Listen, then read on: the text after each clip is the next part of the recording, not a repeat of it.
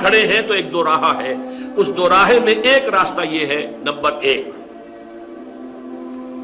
پاکستان، اور یہ جو باتیں میں 10 بیان کر رہا ہوں یہ ضروری نہیں کہ ایک دم ساری ہو جائیں یا ایک دم ڈیمانڈ کے طور پر آ جائیں، لیکن یہ کہ اس رخ پر چلیں گے تو یہ ساری ڈیمانڈ رفتہ رفتہ رفتہ رفتہ وہ کرتے جائیں گے، ہم پوری کریں گے۔ یہ ایک راستہ ہے، یا چنا کل یا چنی۔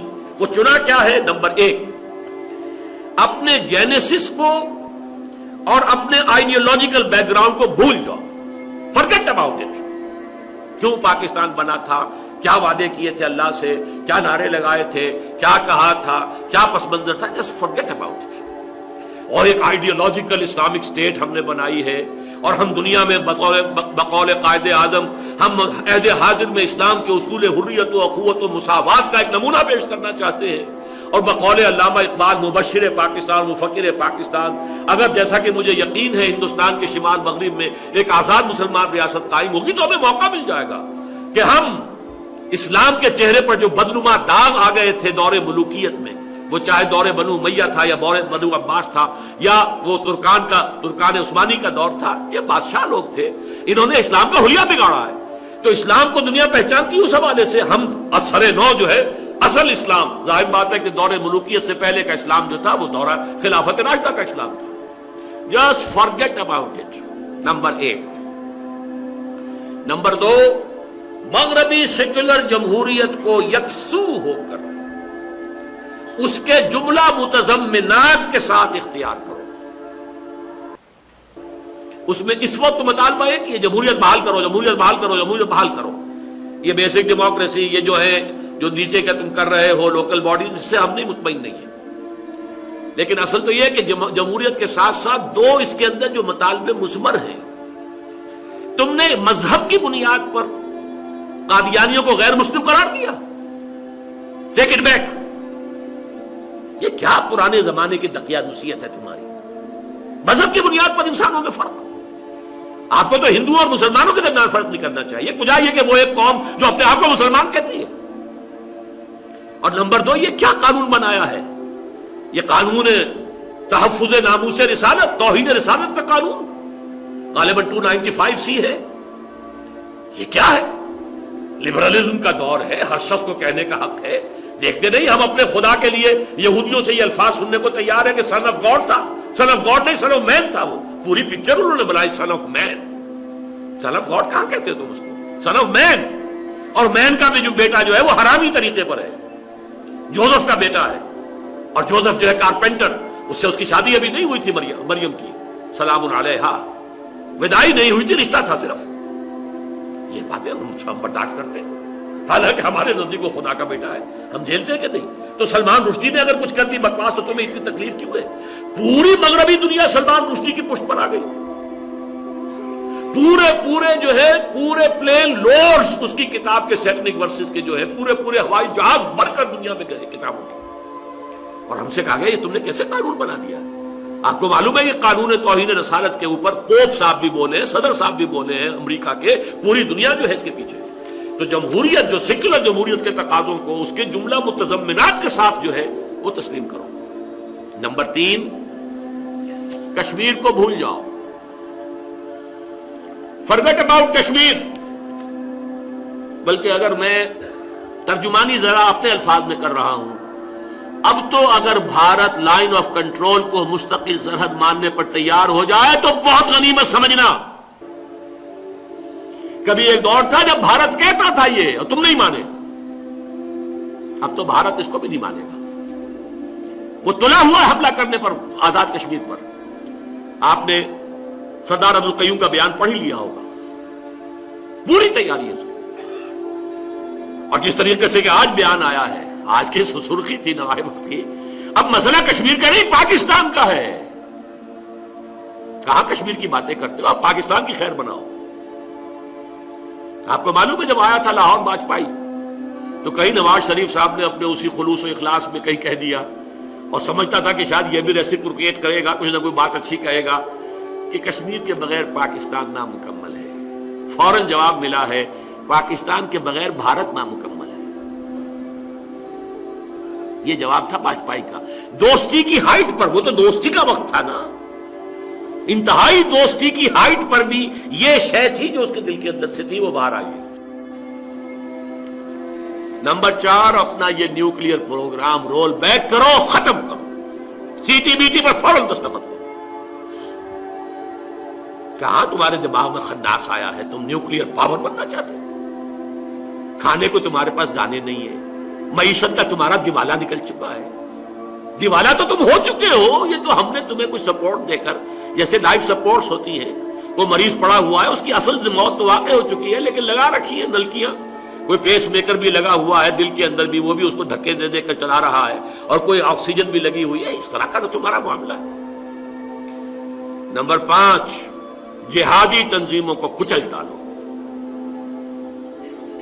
ہماری ابھی تک کی جو حکومت ہے اس نے ذرا ڈٹ کر باتیں کی تھیں، کہہ رہا ہوں، اب کیا کریں گے یہ تو دیکھا جائے گا، ٹو بی سین، کہ یہ تو خود تم نے پیدا کی ہے، تم نے افغان جہاد کے اندر یہ جہادی تحریکیں برپا کی ہے، تو ان کو تم نے دودھ پلا کے جو ہے اس کو پروان چڑھایا، لیکن یہ اب کیا ہوگا یہ میں کچھ نہیں کہہ سکتا، کہنا چاہتا نہیں، اس لیے کہ ہم نے یہ طے کیا ہوا ہے اور کمٹمنٹ دی ہوئی ہے کہ ہم اپنے اجتماعات میں کوئی سیاسی بات نہیں کریں گے، وقتی سیاست ہے اس پر بحث نہیں کریں گے۔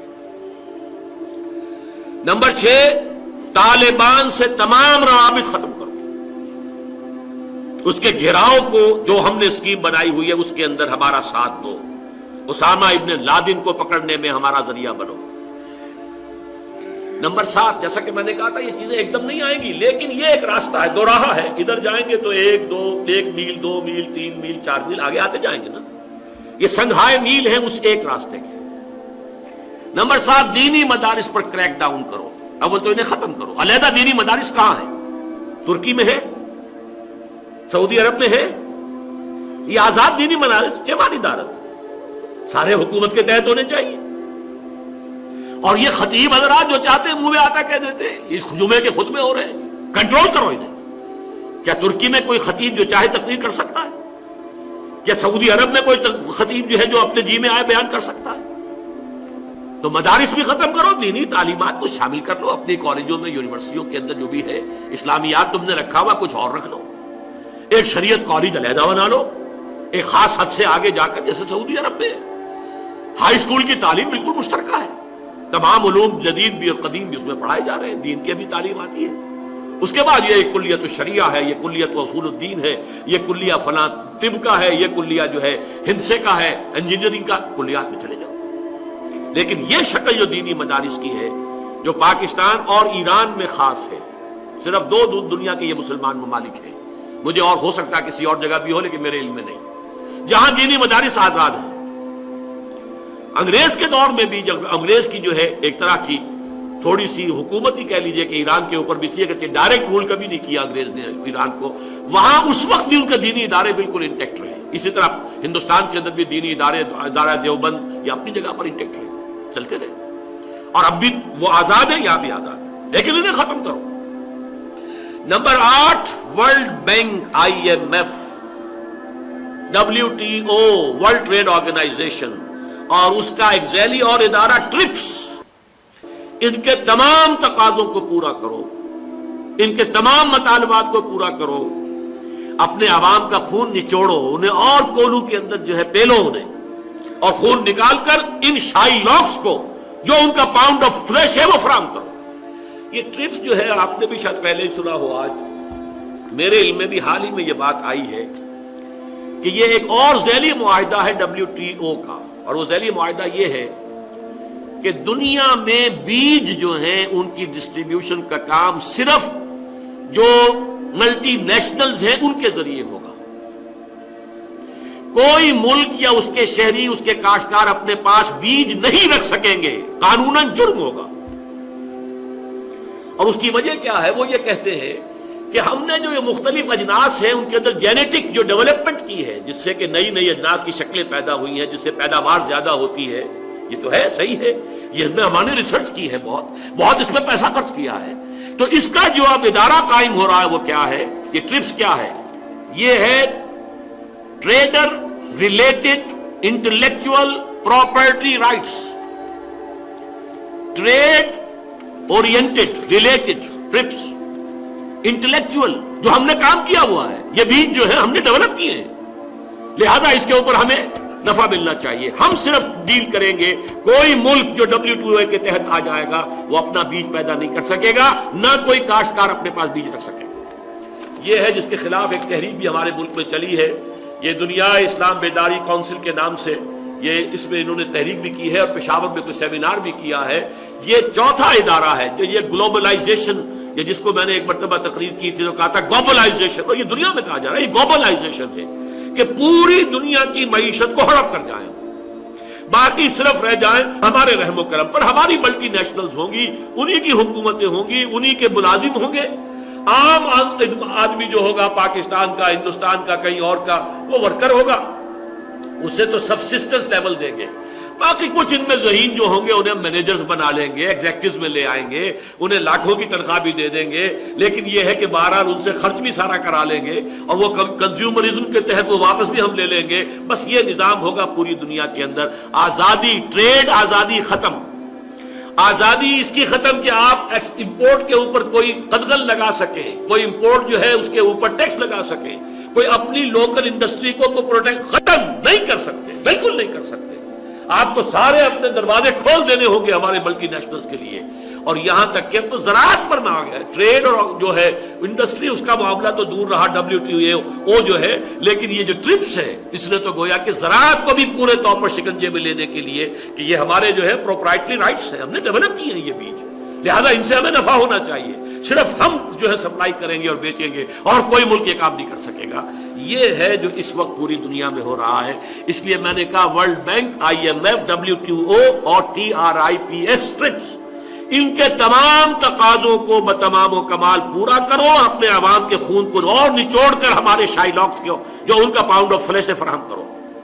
نمبر 9, بھارت کو سیدھے سیدھے ریجنل سپر پاور کی حیثیت سے تسلیم کرو, اس کے سامنے سر جھکاؤ اور صرف 10 گنا بڑا نیپال بننے کے لیے ذہناً اور جذباتی طور پر تیار ہو. تمہارے اور نیپال میں اتنا ہی فرق ہے, رقبہ تمہارا 10 گنا ہے بس. باقی جس طرح وہ تابع محمل ہے بھارت کا, ایسے ہی تمہیں بننا پڑے. اور آخری 10ویں بات, یورپی اور بھارتی ثقافت کی جو یلغار ہے اس کے لیے اپنے دروازوں کو کھول دو.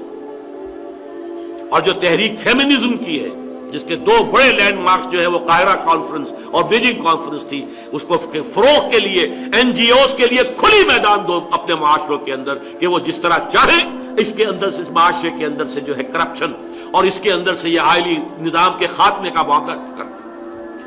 یہ 10 نکات ہیں کہ اگر ہم پورے کریں گے تو ہمیں سپورٹ ملتی رہے گی, ہمیں قسطیں ملتی رہیں گی, ہمارے قرضوں کی ری شیڈولنگ ہوتی رہے گی, ہمیں کسی وقت کرائسس میں آ کر کچھ نہ کچھ شاید بیل آؤٹ کرنے کے لیے کوئی اور قدم بھی اٹھا لے, بشرطے کہ یہ راستہ ہے.